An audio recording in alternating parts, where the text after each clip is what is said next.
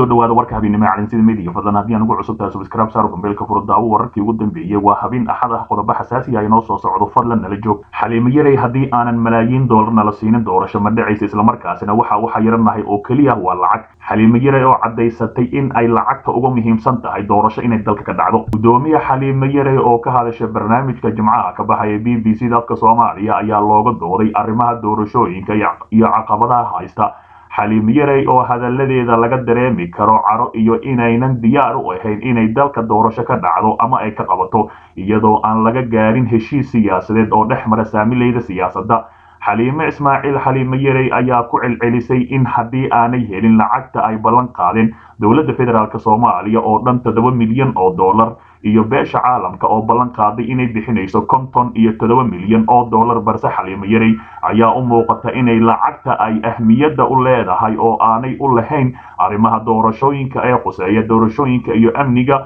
oo la sugo isla markaasina dadka Soomaaliyeed ay diyaar u yihiin inay doorasho xalaal halkaasi ka dhacdo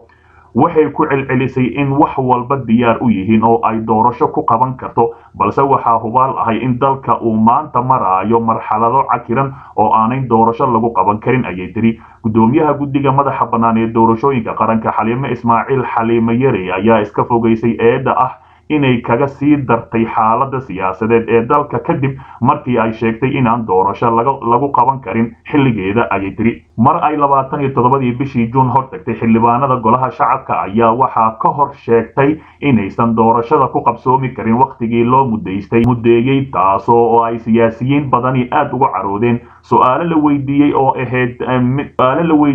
ahayd ma la isdhihi karaa arrin murun keentay oo xaalkii wadanka uga sii daray la timid ayaa waxay ku jawaabtay aniga muran arrin keentay ma aanan keenin ayay tiri waxa kaloo ay tiri doorashada waxaa hortaagan dad gaar ahi aniga sida ay ii muuqato laakiin ma rabo arrimahaasi siyaasadeed inaan galo su'aasha aad aniga i weydiisay dad kale ayay ku qosaysaa aniga ima qusaysa ayay tiri taas oo macnaheeda tahay arrinta waxaa hortaagan filla Soomaaliya isla markaasina ay ka gaabsatay man rabto inay carabawdo xaliimo yaray oo ka qayb qaadanaysay barnaamijka dooda jimcaha ee BBC-da waxa ay ila tahay ayaa dhanka kale codsatay inaanan guddiga madaxa bannaan ee doorashooyinka qaranka loogu yeerin guddiga xaliimo yaray maadaama ay iyada oo qura aanay matelin guddidaasi waxaan madaxda dadweynaha iyo inta Soomaaliya danaynaysa ka codsanaya xaliimo yaray guddigeeda inaanan la dhihin ayay tiri guddigaasi waa guddiga doorashooyinka madaxa bannaan ee soo wada shaqeeyay oo isa soo wada garabsaday oo go'aanka soo wada gaaray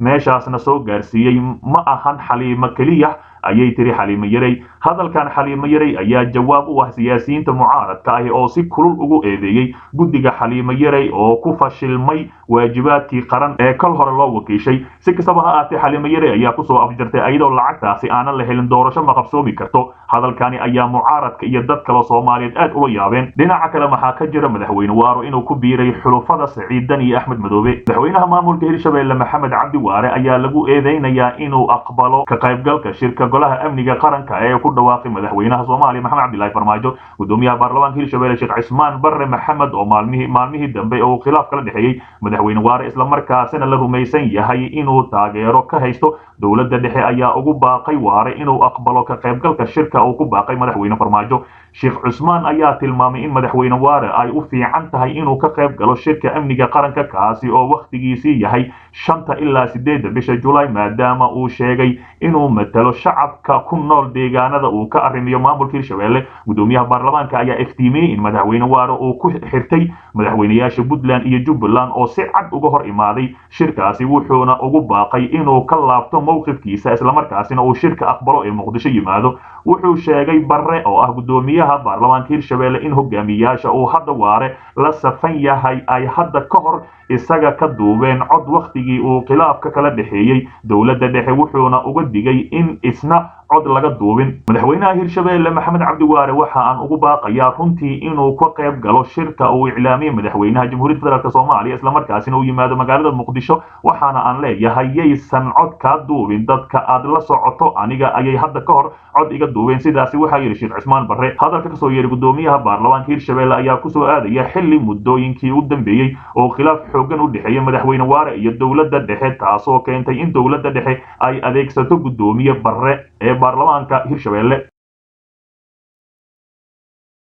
qaraxii xoogganaa ee khasaaraha badan dhaliyey ee ka dhacay magaalada muqdisho meel u dhow degada magaalada muqdisho ayaa wararkii ugu dambeeyey qaraxii maanta ka dhacay muqdisho kasoo baxaya faahfaahiino dheeraada ayaa kasoo baxaya qaraxii xoogganaa ee saaka ka dhacay kasoo horjeedka degada magaalada muqdisho ee aadka ugu weyn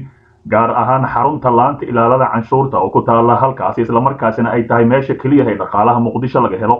qaraxa oo loo adeegsaday gaari laga soo buuxiyo waxyaabaha qarxa ayaa lagu weeraray xaruntaasi oo si weyn loo ilaaliyo amnigeeda islamarkaasina maadaama ay tahay meesha ay ku nooshahay dowladda federaalk soomaaliya islamarkaasina qorshaheedu u ahaa dadka halkaasi ama qarashka ama hantida halkaasi taal in gebi ahaanba la burburiyo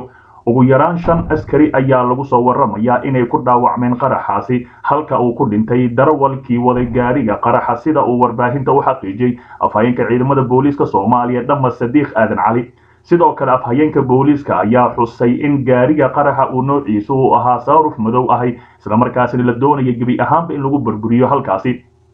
afhayeenka oo sii hadlaya ayaa intaasi ku daray in gaariga uu xoog ku soo dhaafay bar kontarool oo ay ku sugnaayeen ciidamada xoogga dalka booliiska Soomaaliyeed oo ammaanka dawladda sugayay ee dawladda federaalk Soomaaliya kadib markii la rasaaseeyay oo isqarxiyay halkaasi goobta la qarxiyo waa goob ceenkee ah ayay ku taallaa xarunta uu bartilmaameedku ahaa ee ilaalinta canshuuraha dakhliga magaalada muqdisho isla markaasina ay ku tiirsan tahay dawladda fila Soomaaliya xarunta ilaalinta canshuuraha waxa ay ka soo horjeedaa degada weyn ee magaalada muqdisho waxaana ka howlgala ciidamo ka tirsan booliiska Soomaaliya oo loo tababaray qaadista dabagalka iyo la socodka canshuuraha dalka gaar ahaan magaalada muqdisho si maalinle ah waxa ugu howlgala saraakiil iyo askar ka tirsan laantaasi indhahooda waxa ay u jeedaan marsada muqdisho oo ka soo horjeeda xubno ka tirsan laanta ayaa xarun kale ku leh isla gudaha degada magaalada muqdisho waxay ay canshuurahani badeecadaha ka soo degad magaalada muqdisho ama halkaasi kuwa laga rarayo iyo gaadiidka xamuulka qaada gudahooda iyaga oo siiyo warqad muujinaysa in laga jaray canshuurta ku waajibtay badeecada iyo gaadiidka ay la soo degeen xarunta ayaa aad loo adkeeyaa dhismo ahaan waxaana la jaray jidadkii dhex mari jiray ee dhanka xaafadda degmada Xamar Jajab oo ka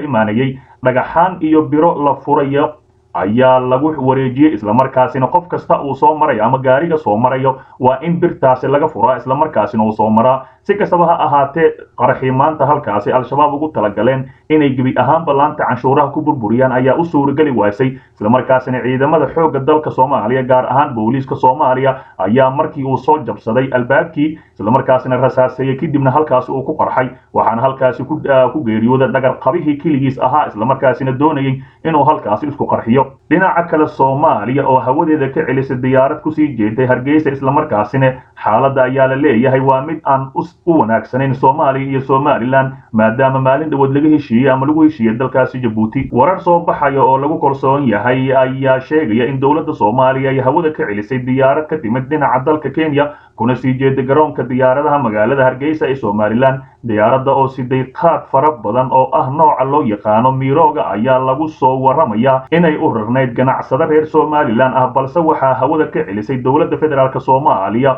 oo heshay xogta diyaaraddaasi inta aysan degin sida ay ogaadeen warbaahinta qaar diyaaraddaasi ayaa dib ugu laabatay dalka Kenya waxaana ay ka degtay garoonka diyaaradaha ee Wajeer sababtoo ay dawladda Soomaaliya dib ugu celisay diyaaradda ayaa la xiriirta sida la sheegay xayiraadii wali saaran duulimaadyada ee ka dhashay cudurka caabuqa 19 ee gebi ahaanba xayiraadu iminka saaran yahay dalka Soomaaliya sidoo kale ma jirto wax hadal ah oo ka soo baxay labada dhinac waa Somaliland iyo Kenya oo la xiriirta diyaaraddaasi dib loogu celiyo hawada Soomaaliya arintani ayaa ku soo aadaysa xilli maalmahan oo yaraaday qaadkii Somaliland ugu imaan jiray dhanka Ethiopia sabab la xiriira khalaasaha ka socda gudaha dalkaasi Ethiopia oo banaanbaxyo aad u xoogan dalkaasi gilgilay isla markaasina in ka badan 80 qofood halkaasi lagu dilay